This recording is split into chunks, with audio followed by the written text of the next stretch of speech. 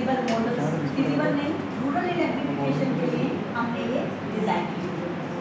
अब बात आती है गोबर की, मैंने आपको साथ साथ अटेम्प्ट के साथ डिसएप्ट को बताया कि हम ये ब्लैक बॉक्स है, हम इसमें कुछ भी चेंज नहीं कर सकते, हमारे हाथ में कोई कंट्रोल नहीं है। जो मैंने इनपुट दी, सपोज मैंने साइज दिया 1 से 30 तक दे दिया, तो लेकिन अगर रिक्वायरमेंट मेरी 20 से ज़्यादा है तो उस केस में लेकिन वो हमें सोल्यूशन 1 से 20 देगा, मैं कुछ चेंज नहीं कर सकती।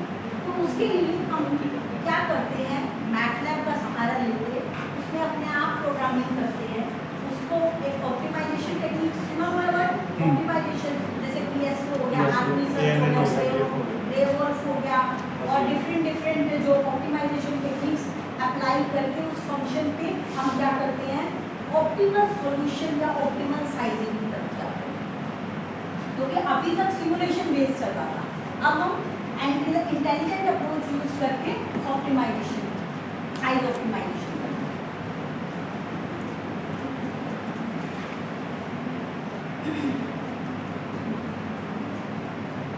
ये एनपीसी के कॉस्ट पैरामीटर्स, अगर मैं जितने मैंने कॉन्फ़िगरेशन, जितनी मैंने रिन्यूएबल एनर्जी सोर्सेज को यूज किया, फॉर एग्जांपल सोलर को पीवी पैनल का एनपीसी कैलकुलेट किया, capital cost plus operation and maintenance, salvage value 25 साल के बाद मैं मान लो उसको सेव कर देती हूँ, तो मेरा जो पैसा मुझको मिला उसको माइनस कर दूँगी, ठीक है, वो सैलवेज वैल्यू हो गया।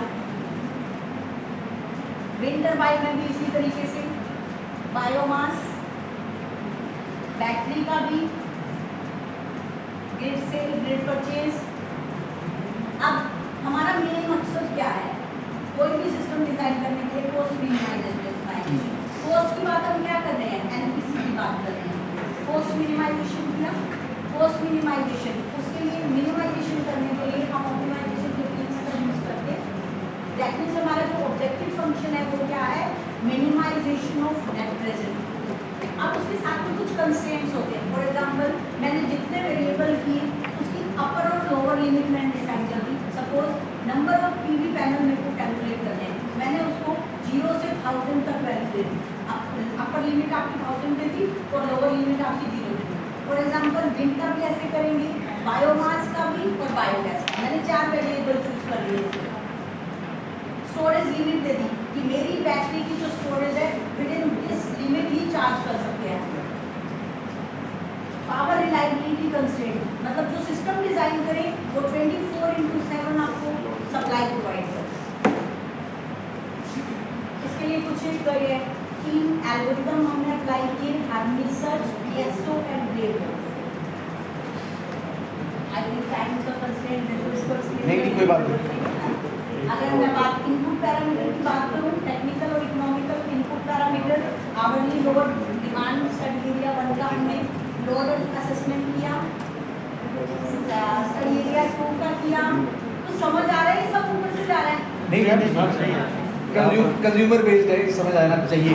हाँ सोलर इरेडियंस हमने डेटा किया, हमने नासा भी कर सकते हो, सोलर इरेडियंस एंबिएंट टेम्परेचर उस एरिया का क्या रहता है, विंड स्पीड।